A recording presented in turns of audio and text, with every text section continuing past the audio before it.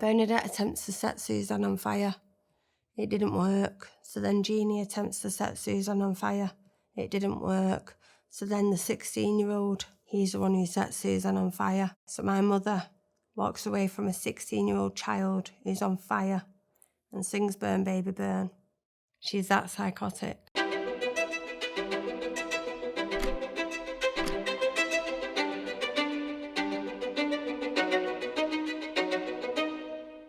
Can you tell me where you were born and what your earliest memories of childhood are? Yeah, so I was born in Blackburn. I know Mum pretended that she was older than she was, so my mum had me at 15 years old. My dad had met her on a fair. He worked on a fair. My earliest memory really ever is Dad and Mum, the dad a fallout. I was in a little white underwear set in bed, so it must have been warm weather. Dad was banging on the door. I could hear him shouting. Mum was marching around like she was shouting back. She didn't want to let him in, and then Dad got in and he ran up to the bedroom, and I was stood at the top of the stairs, so he'd ran up, he walked me back in the bedroom, but Dad had blood down his hands, so it had gone on my white. That's why I remember my stuff was white. So I do know my mum and Dad, it wasn't a healthy relationship for them, unfortunately. My dad's obviously is really bad on addiction, so whether he was really bad in addiction then or not, I don't know. But yeah, there's no happy memories really of being little. And in your early years, your father wasn't around like for that much of your childhood? Mum did what they call a moonlight flit. So my dad he'd beat her. He'd gone to my grandparents, and then my grandparents bring him back the next day to apologise to my mum, and she'd gone. So she disappeared at that point with me and James. What was your relationship like with James when you guys were growing up? So me and James, there's only 18 months between us. Very, very close. You can imagine when you're in a house of constantly being beaten and tortured, you're all each other's got. So yeah, me and my brother, we've always had a very, very good relationship. So my mum is Bernadette McNeilly. People obviously will recognise my mum's name due to her being involved in the murder of Suzanne Capper. It was a local, horrific murder. The people that my mum became friends with and formed the friendship group, which then become the 6 Sadistic killers. There were 6 killers involved. One was my mother, the other were Jeannie, the other were Jeannie's husband, and I do remember the youngest lad involved as well in all that, called Anthony. They already was evil before they met my mum. My mum was already evil before she met them. Bernadette would regularly tie me and James to chairs. She'd attack us with belts. She just loved to hurt us. And from what I heard about the other people, they was already well known in the area for selling drugs and hurting people. They would scare children regularly anyway, do you know, in the streets. So yeah, they just become another level of evil. Then once Mum met them and they met Mum, it all just got a million times worse. And do you remember these people being round at your home? Yeah, I remember being around them. It was just the game playing from these people was absolutely next level. They would hold your hand over the fish tank and tell you there were piranha in there just to make you cry. I remember screaming and begging and trying to pull our hands back from this fish tank. You were scared for your life. You weren't just scared like normal, like, you know, if you walk somewhere and someone shouts something and you jump, this is fear. This is real, horrible fear. The game playing, they brought a swan into the house. A swan to a child's massive. I mean, it's massive to an adult, but you can imagine being little in that house. This swan came in, they're laughing, they're talking about what they're going to do, and then we're just made to stand in the room and they chop its head off. When you chop an animal's head off, the animal will still move, it still runs. Its feet was huge, it was just running round. Blood, its neck spins, so there's no head on it, so it's just spinning. There's blood. They just enjoyed every minute of causing that weird reaction from them children to be feared. As a mother, there were no protection, there were no love.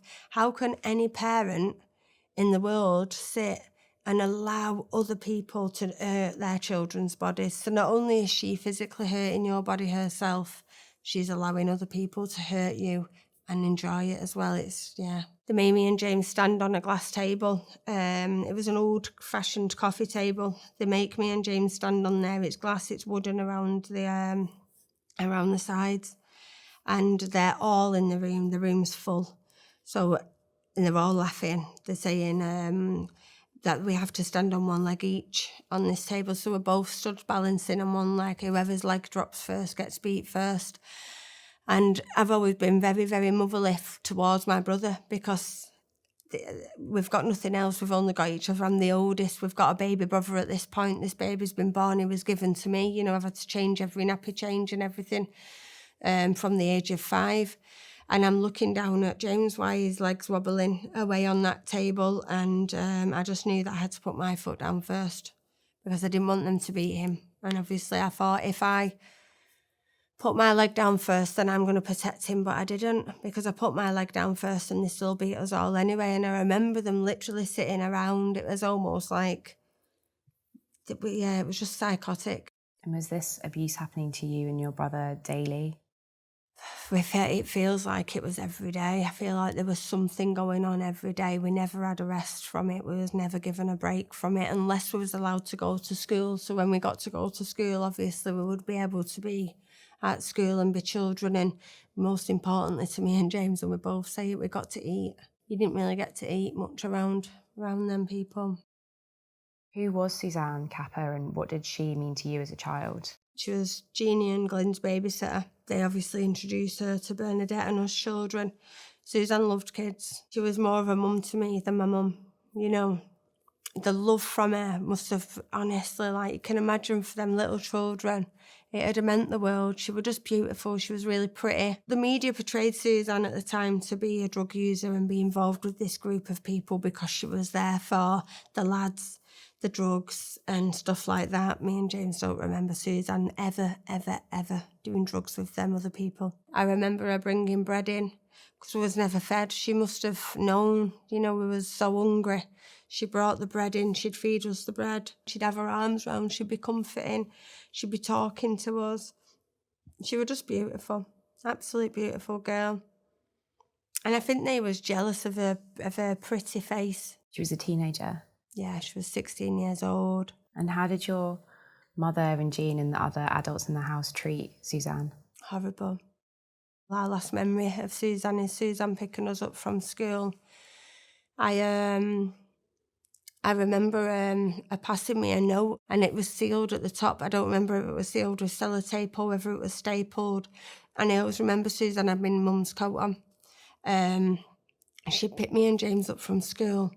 She'd give us a hug at the side of the road. She'd watched us cross over and then we look back and she waves, she smiles. She doesn't show any sign of fear at that time. Little do I know they'd already held Suzanne captive for 3 days. So they've already been torturing this girl for 3 days. But they released her from that house to pick me and James up from school. They had a lot of control over her. They had a lot of control over Suzanne, unfortunately. And she picks me and James up from school and she runs up the street. She's waved at us, she's legged it.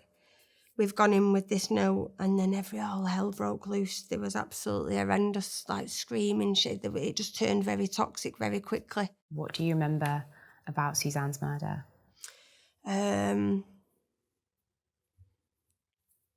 I just remember screaming. They've removed her hair. They've removed her fingernails. They've pulled her teeth. She's being injected. She's being drugged. They've shaved her pubic hair. They've sexually abused this girl. They've got her upstairs, tied to the bed frame, and they then remove Suzanne's body from the house in this car. They take her to Woodland. Bernadette attempts to set Suzanne on fire. It didn't work. So then Jeannie attempts to set Suzanne on fire. It didn't work. So then the 16-year-old, he's the one who sets Suzanne on fire. She, luckily, is incredible and manages to put her own body out. Let me just say, though, Bernadette walks away. So my mother walks away from a 16-year-old child who's on fire and sings Burn, Baby, Burn. She's that psychotic. But luckily, at that moment, Suzanne manages to put herself out. She manages to drag herself up an embankment and she is found by a dustbinman. I don't know whether he's on his way to work or on his way back from work, but yeah, that incredible man found her. Suzanne, managed to stay awake long enough to tell the police what had happened to her, which is how they get all 6 killers, which is how they get all the evidence, and they know who's done what to that girl's body. I don't think she has a chance to tell them everything, because obviously you can imagine how poorly this little girl is. This beautiful little child would have been so poorly, but luckily she managed to make sure that the killers was caught. She was a strong girl. She was a beautiful girl, and she deserves to be remembered for that, and not for what they did to her.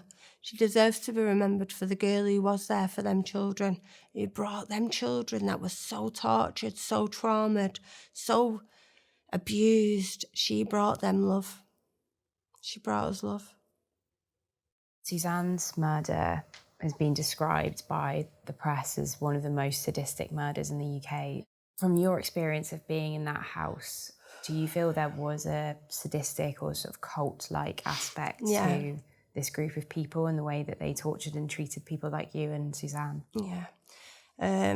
I've been told about when obviously they was caught for the murder of Suzanne, there was symbols found in the house.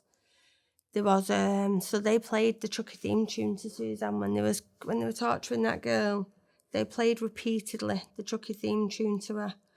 They obviously must have had some weird satanic rituals. Like, as a child, you're not going to know that. You're not going to understand that. But obviously, as an adult, you look back and you think, oh my God. And you and your brother James are made to clean up the room after. Yeah. So the day that the police come through the door, I remember we weren't allowed to go to school. The other children we were screaming. We were begging to go to school because we'd have been hungry. Me and James are made to clean this room on our hands and knees with a dustpan and brush. I'm saying to James, don't worry, we'll find Dad, because we remember Dad was planning our escape all the time. You probably are fantasising about escaping from this house, using your imagination. You're going to have to, aren't you, in that situation? And Glenn walks in and he literally drags me around by the hair. He's smacking James round the head. He kicks the dustpan and brush over. We're just both being attacked off Glenn at that point. He's kicked this dustpan and brush over. And then he's pacing from the window to the window. He's coming back and forth from that room. And then, the police just swarm the house. We go running down the stairs screaming for my mum, because no matter what's gone on in that house, you still want your mother as a child. And one's handcuffed on the settee, the other one's handcuffed in the kitchen on the table. Mum was free-handed at that point in the front room. I've ran over screaming at Mum. Mum's literally pushed me off her. Well, she belted me, to be fair. And the ladies picked me up, put me on a hip. The baby's already with one, my little brother's already with another, and the other one's already got James. We're then waving.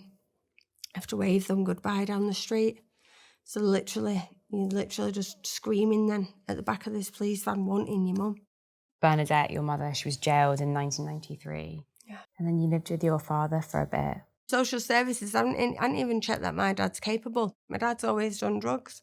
So Dad's then, he's not allowed to work. He's got 3 children. So he's gone from being a hard-working man to being then with 3 children, a single dad to 3 kids.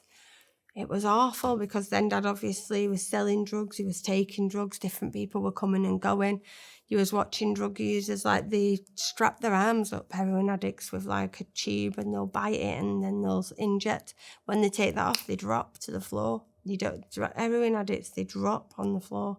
So it's petrifying, you're back then in this toxic environment. I used to lie on the settee in these while everyone was smoking, so they'd have foil and they'd burn whatever on the foil, and then black lines would go on the foil with the lighter. They'd be smoking.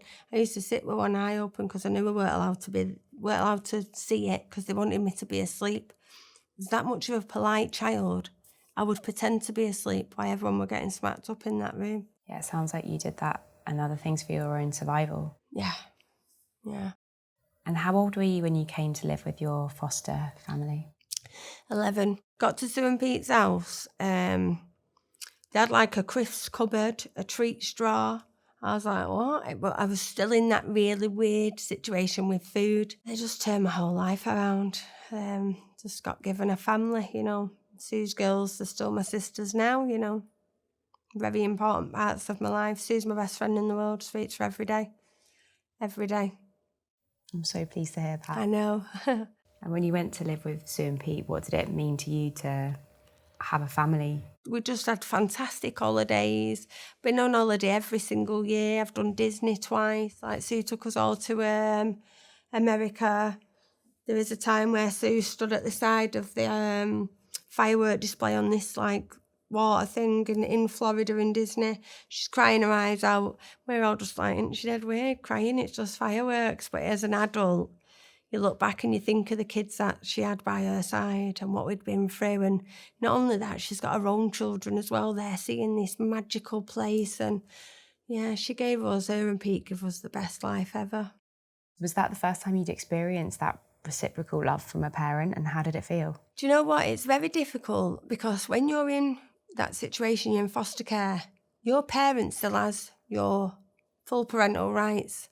It's dead hard for a child to see that person as their parent, because what you're doing is you still got mum on the phone all the time because she's a lifer. She's got a wing phone. These lifers can ring you at 3 o'clock in the morning if they want. They've got, she's got control over everything that's still going on in your life. So you're still not seeing Sue as mum. You're still not seeing Pete as dad at that point, as many other foster children won't be seeing their foster parents as their parent, because they've still got so much control going on from their actual parent who's been their abuser. So yeah, it's weird, isn't it, how it's not until an adult life that you look and realise Sue and Pete are your mum and dad. Do you remember, I suppose, the relationship that you were made to have with her during those years? You had to visit her in prison multiple times. What was that experience like for you, and what do you remember about your visits with her? Horrendous, because prison, when you'd visit the prison, they wouldn't even... The worst thing for me was they used to say Bernie's daughter. They didn't even tell them who you were. You'd walk in and they'd go, oh, you're Bernie's daughter.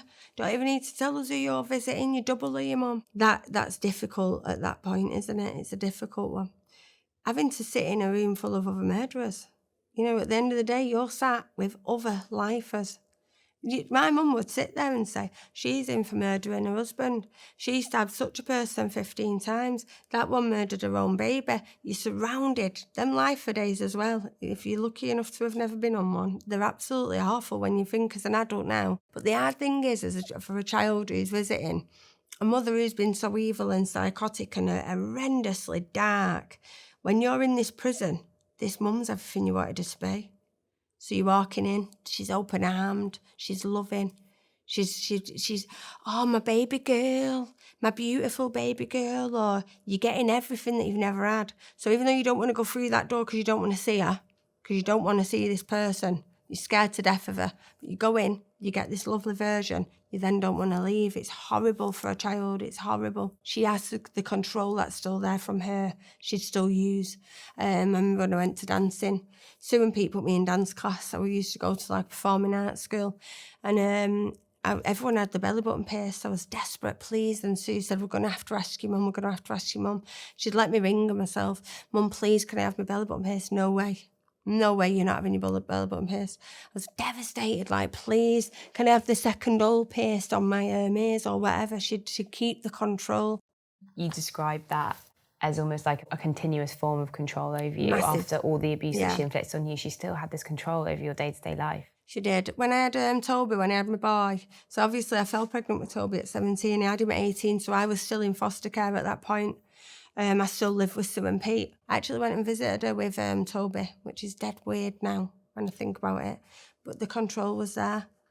The control was massive, wasn't it? I was 18 when I had him, so she still had that say at some points of what was going on. And I passed him, and I don't know why. I was so timid, so shy. Didn't want to change his bum. Sue was with me on this visit. And I said to her, Mum, can you change him?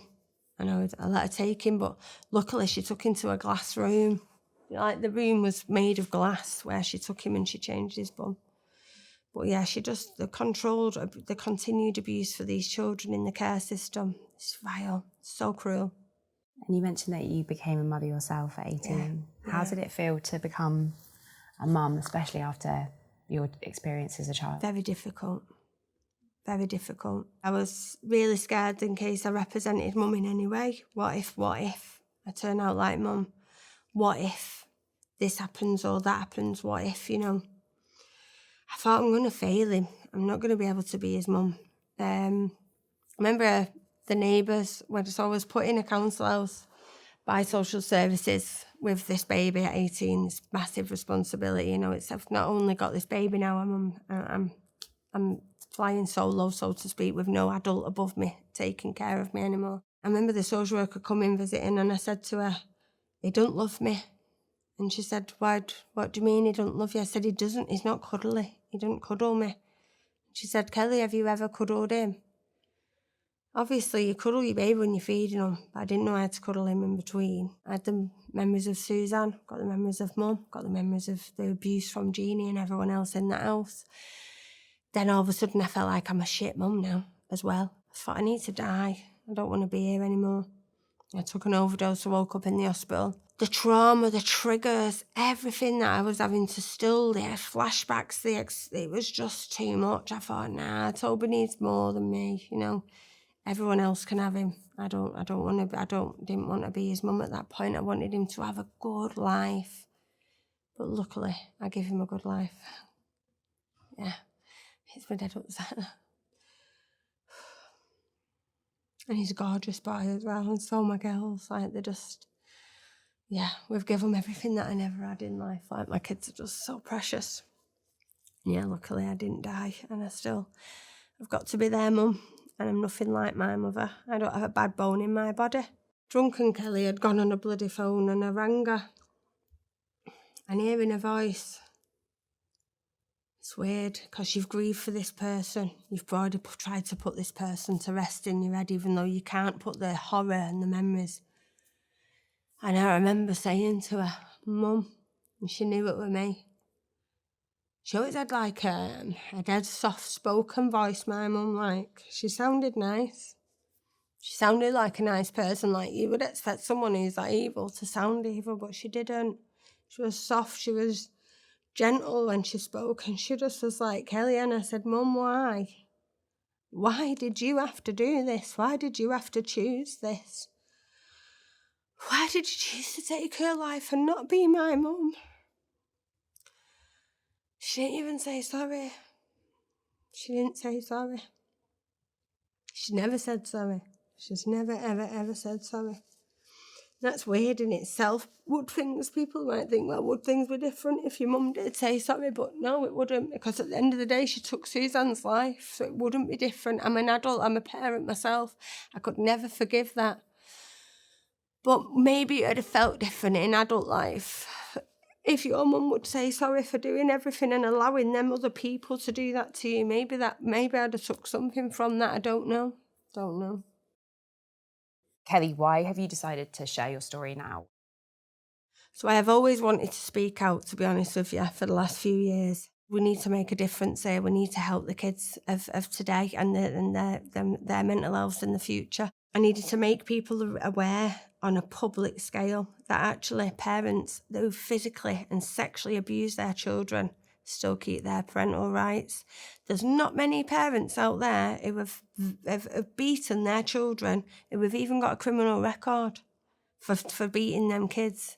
So we just wanted to use our life experience to show people that this happens. Our mother is a murderer, not only just a murderer, a child killer, but yet she kept full parental rights over us. So we know how it feels to be them children. We know how it feels for the forced contacts to be happening, and we know that is continued abuse. I think it's so cruel, and the laws around that need to change. It seems like your early years, Kelly, you were really robbed of happiness. Have you managed to find happiness and joy now? Yeah, I have an amazing husband. I have amazing kids. I've got a gorgeous friendship group. I'm very loved, very lucky. Yeah, I live a beautiful life.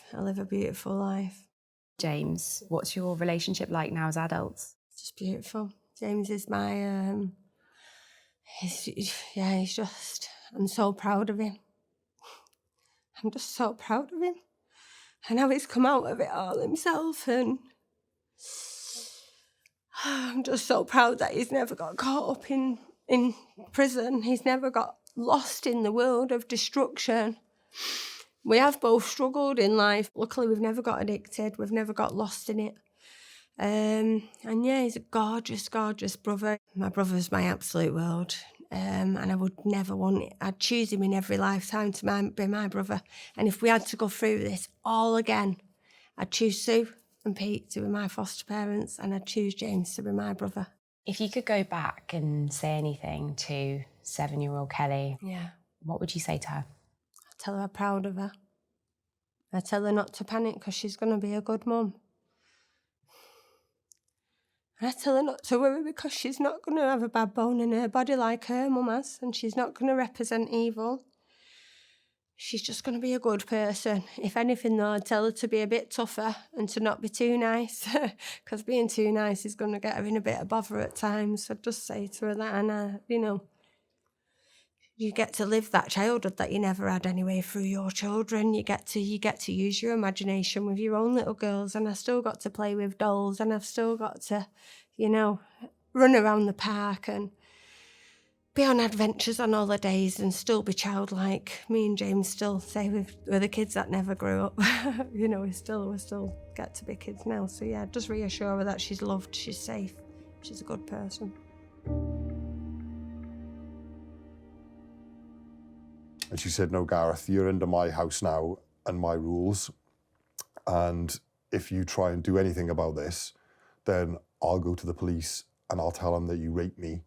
And who do you think they're going to believe, little old me or big old you? And that's the moment where I felt trapped.